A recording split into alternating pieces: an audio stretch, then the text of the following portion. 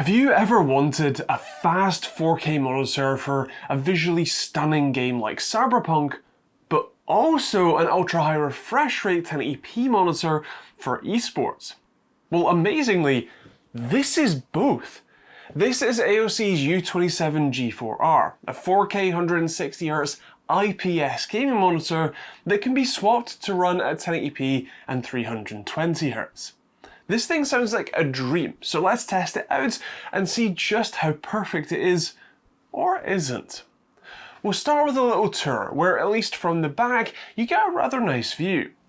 AOC have modified their styling just a little, with a nice sharp angled design moulded into the plastic backing, with red accents making a comeback. Since we're back here, I should mention the I/O, which is split into two areas. One down at the bottom with two HDMI ports, one display port, a USB 3 downlink port, and a yellow Type A charging port, and the other side, or sort of on the right hand side, which has a further 3 USB-A ports available. Annoyingly, despite this being a pretty fancy monitor, AOC hasn't opted to use a nice joystick style switch to control the on-screen menu, instead opting for the old school separated buttons on the lower chin bar that hurt your wrist to operate. Luckily, the menu itself is nicely sized and reasonably well laid out, although I would argue that they're missing a few layers of sub-menus here, as things like the color controls are all laid out, and options like HDR are buried under what feels like 100 different color controls. Happily, the most important setting is up at the top, the dual frame rate mode. You weirdly have 3 options in here: 4K 120, 4K 160, or 1080p 320.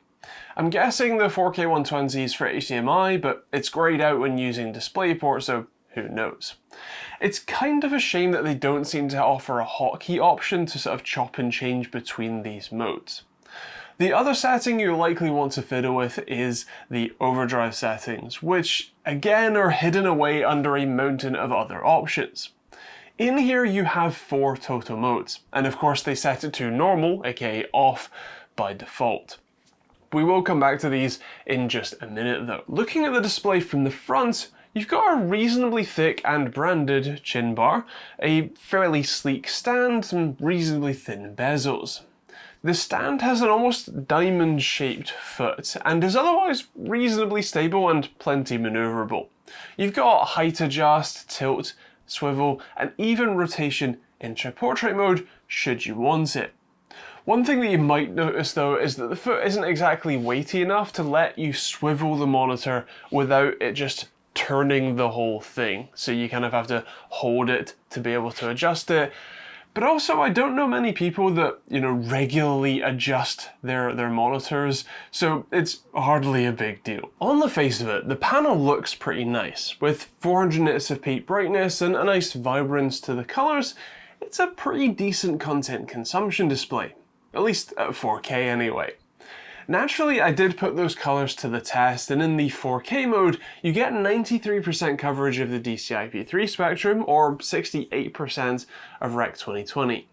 That's decent, although a little low. A really good result here is 100% DCI-P3 and over 80% of Rec 2020, so this is good, but not amazing. Brightness is just shy of 400 nits, basically a 1000:1 contrast ratio, and an average delta E of 2.1, which again is decent, but not perfect.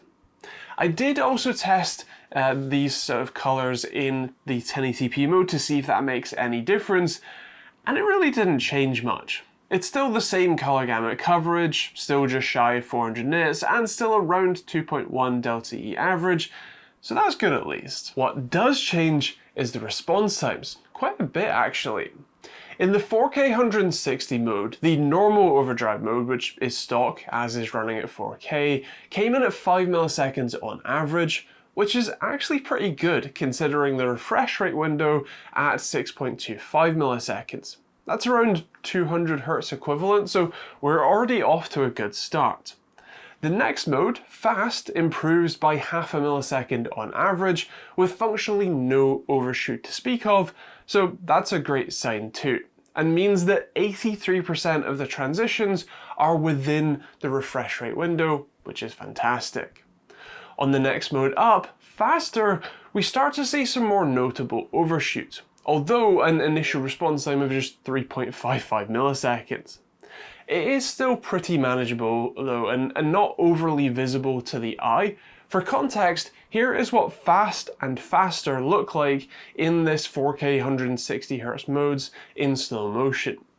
There's not that much between them to the eye, so faster seems like a pretty good option here. The next mode up though, fastest, is just ridiculous. While the initial response time does fall to just 2.76 milliseconds, the perceived time actually goes up above the refresh rate at 7.3 milliseconds, and that's pretty obvious to the eye. The overshoot is unmanageable here, so no, do not use this mode, stick with faster and you'll have a great time. When you switch to 1080p though, well, there are a few changes. Normal is functionally the same, so we'll skip over that one, and fast is practically the same too, only without any overshoot at all, unlike the 4K mode which had a couple of results with 1 or 2 RGB values above or below the target. Not a big deal, but faster, well, that has significantly less overshoot, albeit running slightly slower at 3.8 milliseconds on average rather than 3.55. And fastest also offers significantly less overshoots, an average error of 10.5 RGB values instead of 22.7. It's still kind of unusably bad, but it's notably better than at 4K. One thing to note though is that at 1080p 320, unless you use the horrendous overshoot mode, the average initial response time doesn't fall within the refresh rate window at all, but the perceived time on that horrible mode doesn't fit in there either, so effectively this cannot adequately run at 320Hz, at least without multi-frame ghosting.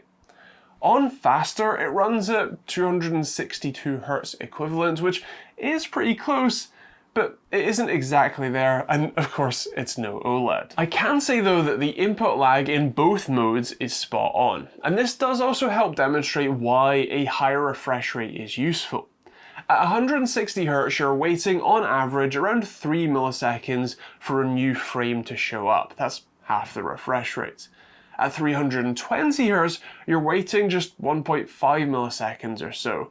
It isn't much, but the higher the refresh rate, the sort of more diminishing returns you get, but it is still an advantage to go along with that extra smoothness. But of course, the real question is it any good for gaming? The short answer is, yeah, kinda. The longer answer, well, that's a little bit more nuanced. At 1080p 320, it's obviously smooth and fast, although it's notably grainy. I've never liked 1080p at 27 inches, and this is no different. It's just doing a straight 1:4 copy, so it sure does look like a 1080p 27-inch display. The panel isn't sort of really quite up to the task, with a little bit of ghosting between frames.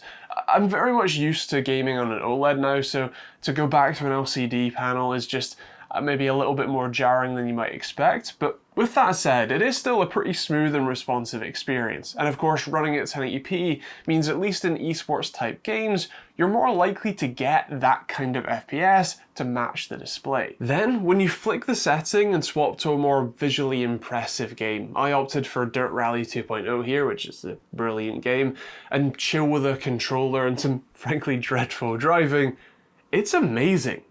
It's sharp, it's still plenty smooth, and a slightly better experience thanks to essentially under-cranking the refresh rate, at least by comparison anyway. It's great, the colours pop nicely, and feels just as immersive as you would expect. The thing you might want to consider though are 1440p displays. Most people settle on 1440p as it's an excellent middle ground between 1080p and 4K in terms of sharpness and clarity and performance, and they don't require you to switch modes to enjoy either a smooth or sharp experience. Personally, I still think that's what's sort of a better fit for me. With that said, the U27G4R is only £300, and if you look at it more as a 4K 160Hz fast IPS gaming monitor that has an extra party trick feature of being able to double its refresh rates at a quarter of the pixel count, then I don't know why you'd buy basically any other 4K high refresh rate LCD. Unless you're spending basically an order of magnitude more money, you struggle to get something better. And with such a neat feature, it's really hard to argue this isn't anything other than an exceptional choice. Sure, it isn't perfect, and I still think I'd prefer a 1440p high refresh rate panel instead, but still, if you're in the market for a 4K high refresh rate monitor, this seems like a really good choice. Of course, those are my thoughts, but I'd love to hear yours in the comments down below. What do you think of the U27G4R? Is this a monitor you pick up yourself? The fact that 4K high refresh rate IPS monitors are now £300 seems incredible to me, because I remember when they were like £2,000. So yeah, let me know what you think in the comments down below. I will leave a link to this in the description if you're interested. Also, if you want to be able to test monitors like this yourself, you can pick up an open source response time tool at osrtd.com. That's linked in the description as well. And you can also check out the subscribe button for more videos like this one. Check out plenty of other monitor reviews on the end cards. And otherwise, thanks for watching, hope you enjoyed it, and we'll see you on the next video.